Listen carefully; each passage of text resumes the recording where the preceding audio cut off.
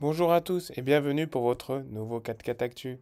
Et on va faire le plein de news avec tout d'abord la révélation de plusieurs nouvelles voitures, que ce soit en Europe ou aux USA, avant de partir faire un tour des compétitions extrêmes d'ici et d'ailleurs. Alors attachez vos harnais et c'est parti. Et on commence aux USA avec le nouveau Rock Bouncer de Sean Christensen, qui s'appelle désormais God Rush Reclaimed. Après être passé par une première version avec un châssis Busnet Knuckle, cette fois-ci, Shane fait confiance à un châssis de chez Reject Fab qui équipe déjà une partie des pilotes évoluant dans les différents championnats de Rock Bouncy. Niveau moteur, on dépasse toujours les 1500 chevaux pour pouvoir mouvoir les massifs pneus de chez Kryptonite Custom. On passe ensuite en Europe chez nos voisins de l'équipe allemande The Crazy German, qui ont fait fabriquer aux USA, chez Essentially Offroad, un nouveau véhicule à suspension avant indépendante. Ce véhicule est basé sur le véhicule de Bill Byrne, qui a participé de nombreuses fois au King of the Hammer et qui a été largement modifié afin d'y intégrer notamment deux places. Toujours en Allemagne, avec cette fois-ci un châssis de construction 100% artisanale, Reinhard Lort et son fils Levin ainsi que toute son équipe de 4x4 Home Offroad ont construit un nouveau châssis IFS répondant à la réglementation Ultra 4 Europe. Il est muni d'un moteur LS1, d'un essieu arrière de Nissan Patrol et d'un essieu avant à suspension triangulée de Pajero. Et pour clôturer tout ça, un petit réservoir de Porsche 911.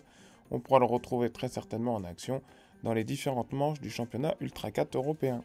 Ces deux véhicules allemands IFS auront fort à faire face à la nouvelle voiture du boss d'offroad Armory, Rob Butler, qui nous présente la nouvelle version du 187. Pneus Toyo, suspension King, essieux Spider Tracks et j'en passe seront au programme. N'oublions pas également la voiture EFS Made in France de WC Offroad qui est actuellement en cours de fabrication. La saison 2022 de l'Ultra 4 promet.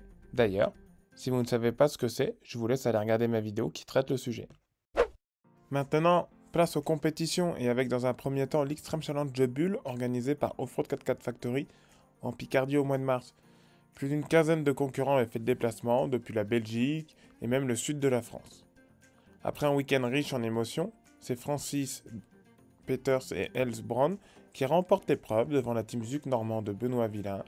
Pour clôturer le podium, la team Crawler Pyrénéen. On passe ensuite au Gladius Challenge qui avait lieu du 1er au 3 avril dernier en terre ibérique. Cette épreuve compte pour le trophée Norte X4 qui compte 3 épreuves, dont le King of Portugal. Il s'agit du remplaçant du 4x4 Iberian King.